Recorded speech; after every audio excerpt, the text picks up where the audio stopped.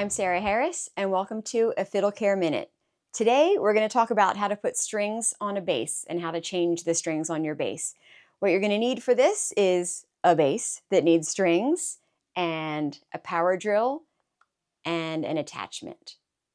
So, we all avoid changing the strings on a bass because their traditional method takes a long time. And it's tiring having to turn the machine heads by hand and hold the string in place. There's a lot going on while you're doing this.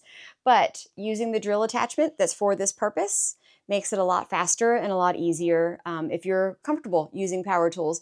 If not, there's some really good manual machine head turners on the market. They're also really good, but they're just not as fast as a power drill. So for argument's sake, let's say I have already threaded the bottom of that D string through the tailpiece, and I have already started to thread it through the machine head in the string hole, and I already have the D string where I want it. So I'm going to demonstrate the basics of the loosening and the tightening with the drill and the drill attachment. So even for those that are pretty comfortable with using a power tool, you might just want to double check before you get started so you don't snap that brand new string you just put on the bass. So I'm going to double check, make sure that I'm going in the correct direction for loosening first. And I might even look at my drill, make sure it's going that same direction. And when using the drill, use one you're comfortable with, that you've already used a ton of times, so you can kind of know how fast it's going to go. The speed really isn't the name of the game on this one. You're just using the drill to speeden up a process that usually takes a long time. So when we're using it on the bass, we don't have to go fast.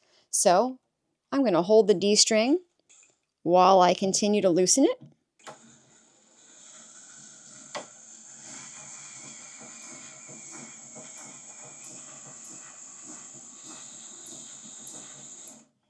So nice and slow, and that already made a huge difference in the bass. And I usually brace the drill with my leg, and I always keep an eye on the bass because it can start to shimmy a little bit, which is also why I use the yoga mat underneath to try to give it a little bit of traction instead of just on a bare bench.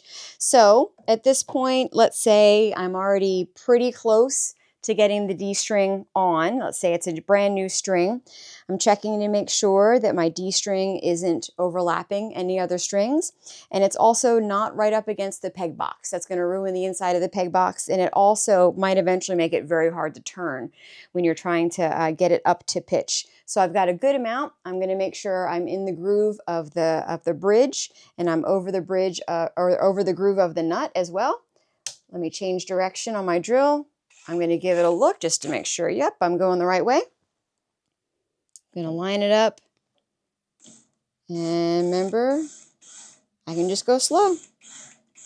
And if at any point I don't like where it's lining up, I can go in reverse and reline it up somewhere else. Making sure everything's going to line up just to where I want it.